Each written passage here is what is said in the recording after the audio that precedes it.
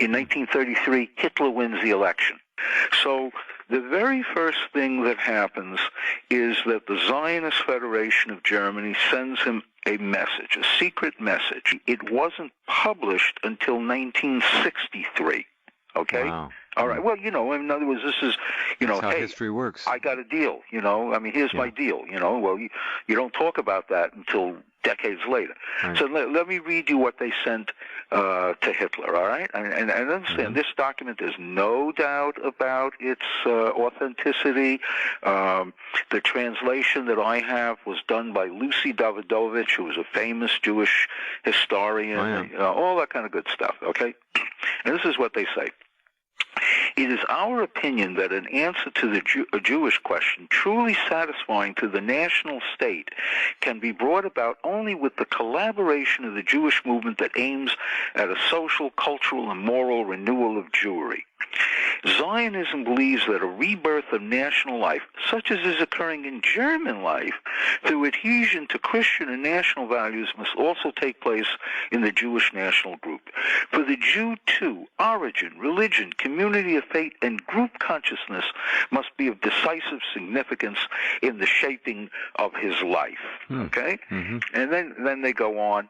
Our acknowledgement of Jewish nationality provides for a clear and sincere relationship to the German people and its national and racial realities, because we too are against mixed marriage and are for maintaining the purity of the Jewish group. Okay?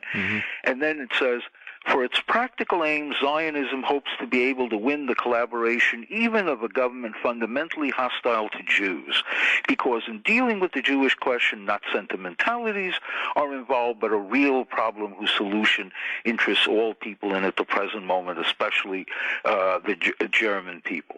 The realization of Zionism could only be hurt by resentment of Jews abroad against the German development.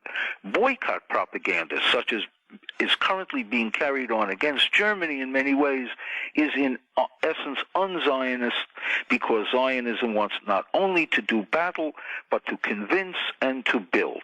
Now those are excerpts from this, thing which is about 5 or 6 pages long, etc. But there it is. Hi, you guys believe in German separatism. We believe in Jewish separatism. We can do a deal. We can get along. We can do business. We can do business, okay? Now, the Germans, and when they talked about a boycott, you got to understand, like Germany, 1933, Hitler comes to power. The capitalists who voted for him and backed him with money and so on and so forth, they wanted him as a commie basher. They were worried about losing capitalism to the working class as a result of the Depression. They really weren't that interested in doing anything to the Jews. It was the furthest thing from their mind. They just wanted a commie basher. Okay? Well, they got one. Yeah, they got one. Headlines on the Daily Express, March 24, 1933. Judea declares war on Germany. Jews of all the world unite. Boycott of German goods. Mass demonstrations. These were all headlines of the Daily Express in March of 1933. What was that all about, Lenny? The first thing that happened everywhere was the Jews organized boycotts of German goods. In every case, the working class parties, the communists, the socialists, they organized boycotts, etc. And in many places, the Jewish businessmen did that. But one group didn't organize a boycott of Nazi Germany, and that was the World Zionist Organization. Because, as I say, they had already sent this letter from the German Zionist Federation. Let's make a deal. Let's make a deal, all right? And they did. So finally what happened was, in 1937, they sent off a guy, when I say they, all right, the Haganah, which was the underground army, or we would call it an underground militia, I guess we would call it today, of the labor Zionists in Palestine. Now, the Haganah later became the mainstay of the Israeli army, all right? I mean, I'm just, putting it in context, etc. And they sent off a guy by the name of Feivel Polkus from Palestine to Berlin, all right, to negotiate with the Nazis. And as it happened, the guy he negotiated with happened to be a fellow by the name of Adolf Eichmann, who was, like an assistant in the office at that time, if you know what I mean, in the Jewish office of the SS. Okay. Right.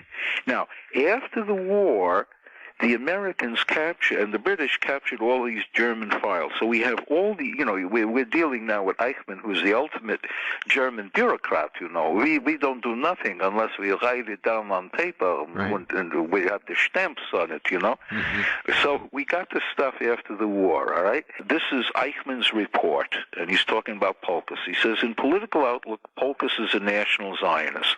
He is against all Jews who are opposed to the erection of a Jewish state in Palestine. Mm-hmm.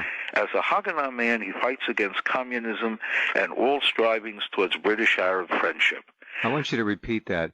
He is against all Jews who oppose the establishing of a country in Palestine. Right, of a Jewish state in Palestine. That's a very important note to me. Yes, okay, because what he's selling to Hitler is, to Eichmann in this case, is they're anti-communists, you're anti-communists, you see, okay? Right. Sure. All right? And then he said, now this is Eichmann reporting on what Polkus says. He stated that he is ready to serve Germany and supply information as long as this does not oppose his political goal. Among other things, he's ready to stand by the interests of German foreign policy in the Middle East.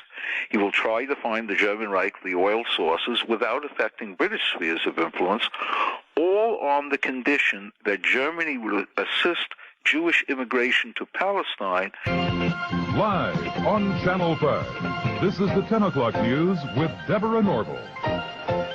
Coming out revealing secret negotiation between the Nazis and the Zionists in 1933, which allowed German Jews and their assets to go to Palestine. Rich Samuels joins us tonight with the story of the controversy behind the book and the author's struggle to write it. Rich? Deborah, with the rise of Adolf Hitler to power in the spring of 1933, the Jews of the world were faced with a dilemma. They could raise a cry of protest, a cry few would heed, or they could make a deal with Hitler, a deal that would bring a step closer to their dream of an independent Jewish state. American Jews marched calling for the boycott of all German exports. Jews throughout Europe echoed that call. So did Jews everywhere. But a group of Zionists at the same time was quietly negotiating an agreement with the Nazis to allow the immigration of German Jews and the transfer of their assets to Palestine. That deal, reported in August 1933, was the transfer agreement. Palestine, sparsely settled by Jews at the time, was radically changed as a result. I lived in Palestine from 1933 to 1936, and we saw every week transports of German Jews coming to settle in Palestine. German Jewish settlement of Palestine was, for a time, official Nazi policy. These photos of Jewish life in Palestine, along with a lengthy text, appeared in 1934 in the Berlin paper Der Angriff. A Nazi Visits Palestine was the title of the multi-part series. A medal was struck by Goebbels in commemoration. On one side, the swastika. On the other, the Star of David. Hitler demanded one concession for the transfer agreement, that the call for a boycott of the Reich, raised by Jews here and elsewhere, be rejected by the Zionists. The Zionists made that concession. And so, while Nazis were marching in Germany, and while Jews were marching here, diplomacy was writing a more important story. In the Mediterranean, where the dream of a nation-state for Jewish people came a step closer to reality. The story in this book some will find hard to accept. Our popular mythology is that the terrible Nazis were attacking the Jews. But what we were never told is there was a great schism in the Jewish community of the world between the Zionists and the non-Zionists. You see, the non-Zionists were the Orthodox Jews who believed you could not have a Jewish state until the Jewish Messiah came. They didn't acknowledge Christ as Messiah, so they were waiting for their own Jewish Messiah to come. Then you would have a Jewish state, and that Jewish state would rule the world. But the Rothschilds in 1828 decided they couldn't wait for the Jewish Messiah, so they started what they called Reform Judaism under Moses Hess. And Reform Judaism said, yes, you can have a Jewish state before the Messiah comes. And the reason you could have it was the Rothschilds had made so much money they said, we'll buy our own state. So the Rothschilds sent people out to the Middle East to have Jewish settlements, and which is today the state of Israel, totally created by the Rothschild money. And so Reform Judaism then became the cause of a great schism between Orthodox Jews and Reform Jews.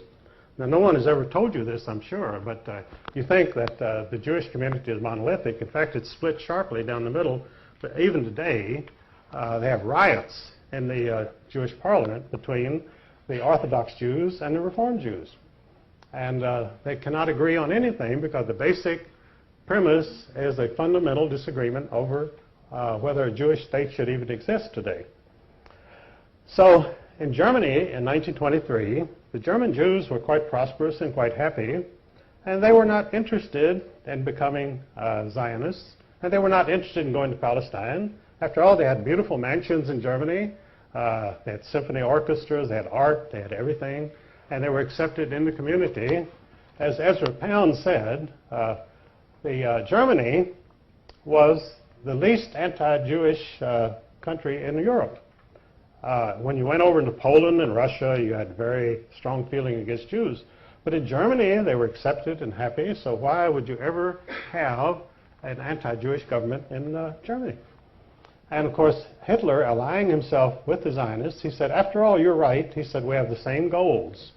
And so he allied with the Zionist party, and the mission of the Nazis was to force the anti-Zionist Jews to accept Zionism. And this is what the concentration camps were about. They put the anti-Zionist Jews in the concentration camps, and they were placed under the direct administration of the Sonderkommandos, who were the Zionist Jews. So the concentration camps were run by the Zionist Jews in order to punish and get rid of the anti-Zionist Jews, which they did. And of course, that's a part of the Holocaust that you were never told, that this was a fundamental Jewish disagreement, which the German people, that Daniel Goldhagen wrote a book in which he said all Germans cooperated in their anti-Jewish feeling and the Holocaust, which was not true at all. The Germans did not even know what was going on, most of them. It's just like in the United States, when we were perfecting the atomic bomb and bombed Hiroshima and Nagasaki, the American people knew nothing about it. It was forbidden to mention the atomic bomb. I was serving in the Air Force at that time. We never heard of any atomic mission or atomic bomb until the bomb was dropped on Hiroshima. So you could say the American people are guilty of the greatest atrocity, the dropping of the atomic bomb on Japanese civilians. But that isn't true. The American people knew nothing about it. I knew nothing about it in the Air Force. And I was right there. So these things go on without the knowledge of the people or the approval of the people. But of course, they have to accept the results. These things happen, and you're stuck with it. So this is the real story of Zionism, that the Nazis. So then, well, if the Nazis had allied with Zionists, why didn't the Nazi Party survive? Well, what happened was, in 1945, after the German military was defeated, they brought in the German leaders, the German generals, at the Nuremberg trials, tried and convicted and executed them. They had to execute them because they didn't want them around to testify that about the alliance between the Nazis and the Zionists. So they had to die, and they were executed for that reason. Because, they told about the atrocities that the German generals had committed. But German generals are like any other generals. They don't really commit atrocities. The troops under their command may commit atrocities, but they don't commit any atrocities themselves. These German generals didn't go around shooting Jews or anybody else. But they were executed, and so the Zionist secret was safe. And now the Zionists were now in command of the world because their National Socialist allies were now gone from history, and the Zionists had a free reign, so they set up the State of Israel.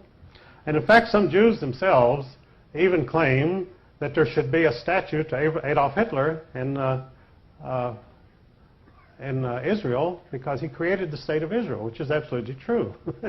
Without Adolf Hitler, Israel would not exist. the Jews would still be dispersed and they would have no country. But George Steiner, a very famous Jewish writer, proposed this about 10 years ago. He said, why don't they put up a statue to Adolf Hitler in Israel? Well, they're not likely to. And because there again, the big job of the criminals is to keep the truth from the people. They want, not only do they want you not to find out anything, but they flood you with disinformation. Most of the stuff that you get in the press is absolute lies. And if it's not lies, it's spin or distortions. In other words, they give you 10% of the truth, and the rest is all distortions. And they demonize people so that you're filled with anger against the Holocaust people who murdered all the Jews in Germany. And and people do get very angry because of these things, and they don't even know what they're angry about because they're not told the facts, and never will be told the facts because the press is totally in the hands of the bankers.